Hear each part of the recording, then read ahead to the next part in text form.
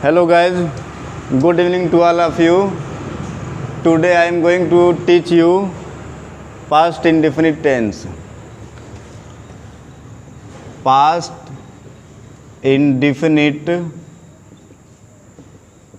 tense. तो first of all तो हमें जानना होगा कि इसकी पहचान क्या होती है।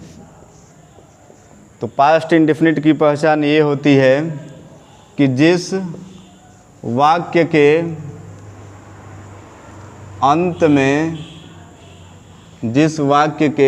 अंत में ता था, कामा ती थी, ते थे या ये आ ई इत्यादि आए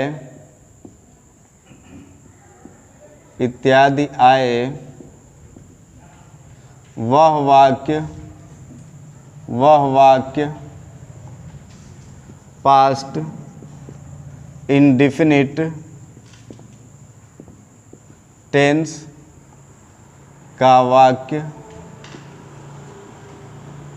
कहलाता है।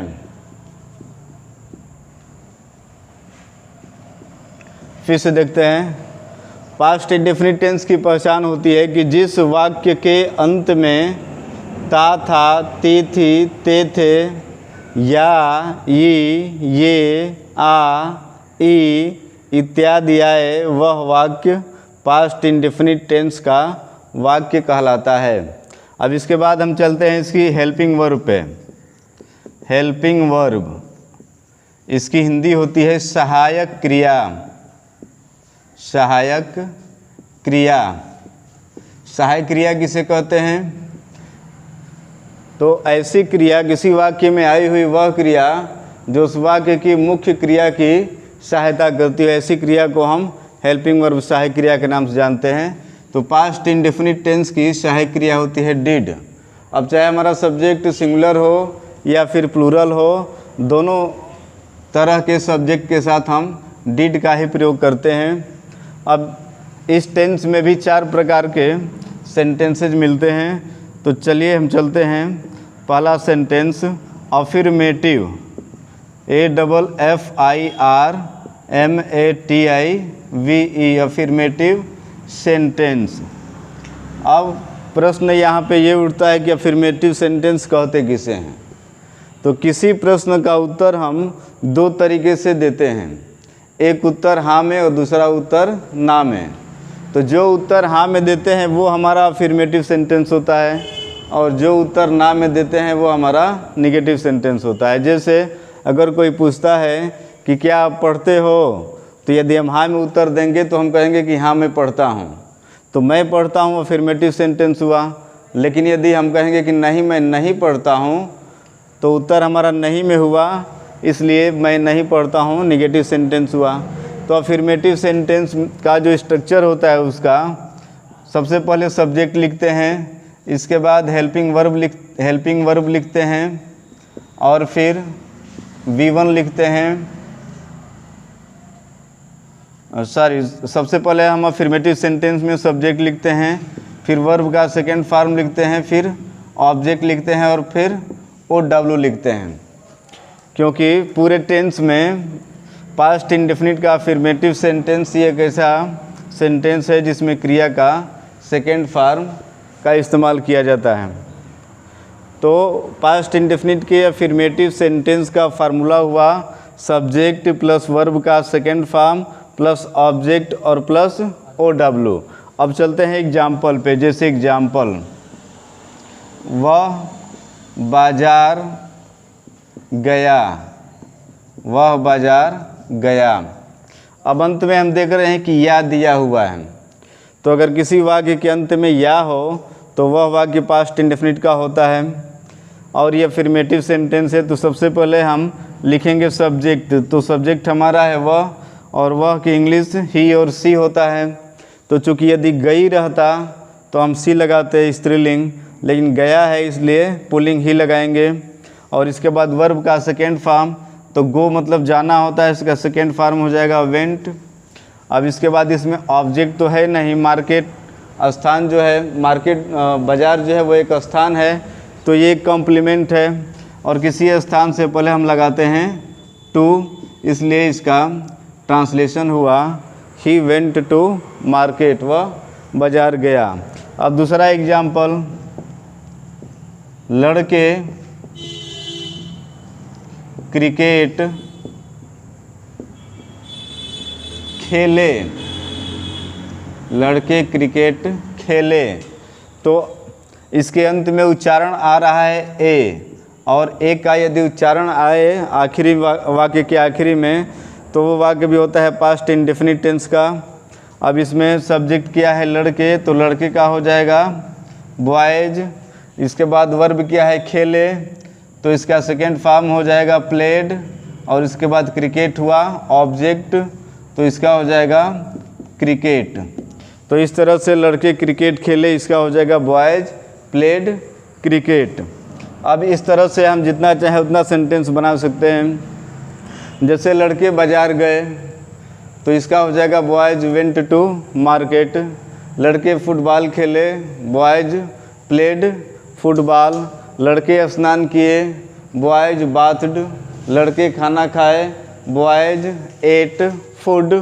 तो इस तरह से हम सबसे पहले सब्जेक्ट, फिर क्रिया का सेकेंड फॉर्म, फिर ऑब्जेक्ट और फिर OW लगा करके पास्ट इंडेफिनिट टेंस का अफर्मेटिव सेंटेंस बनाते हैं।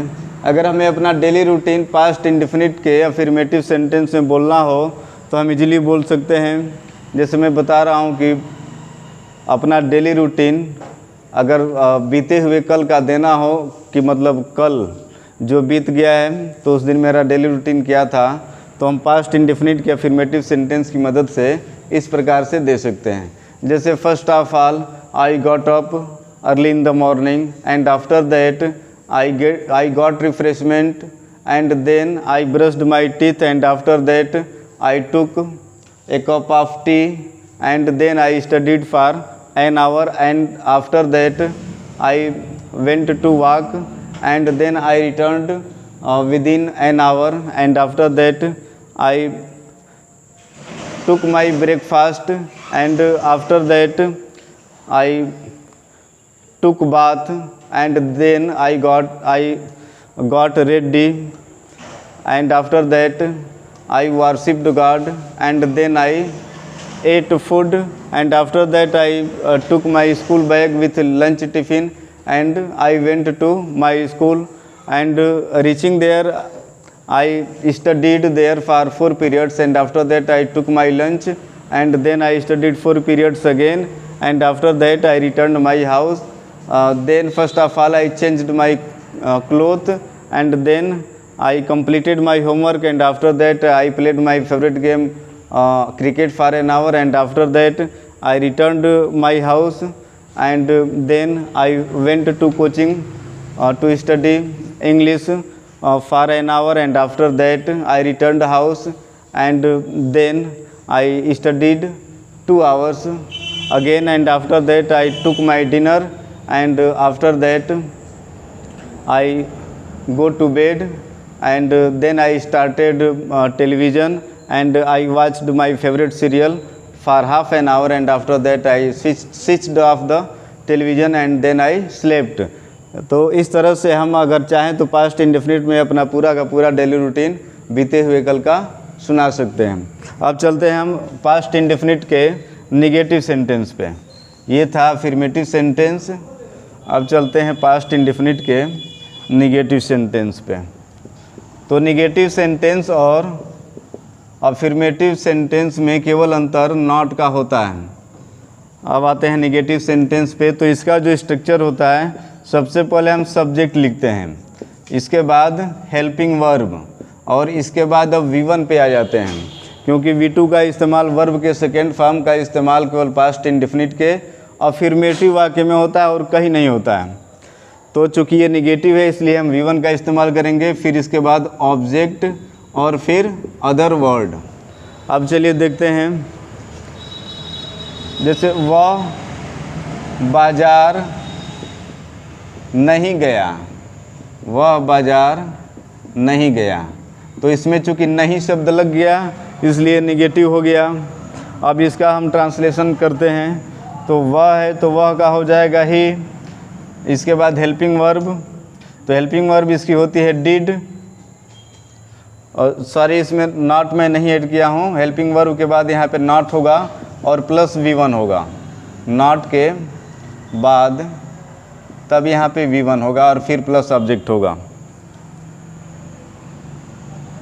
तो ही डिड नॉट, इसके बाद क्रिया का first form go to market, he did not go to market.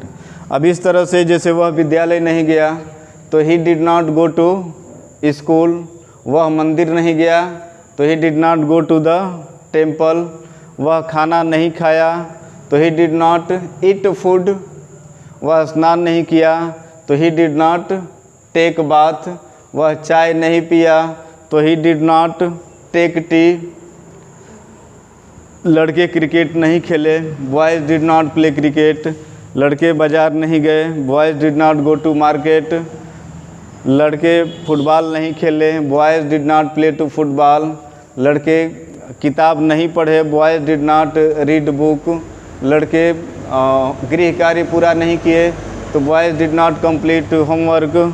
तो इस प्रकार से हम देख रहे हैं कि अफर्मेटिव और नेगेटिव सेंटेंस में केवल नॉट नहीं शब्द का फासला है, और इस हिंदी के नहीं शब्द से अंग्रेजी में दो चीज़ें परिवर्तित होती हैं। पहला तो इसमें डिड का इस्तेमाल होता है, और दूसरा इसमें जो वर्ब का सेकंड फॉर्म लगता था अफर्मेटिव में, तो नेगेटिव वाक्य में वर्ब का फर्स्ट फॉर्म लगेगा।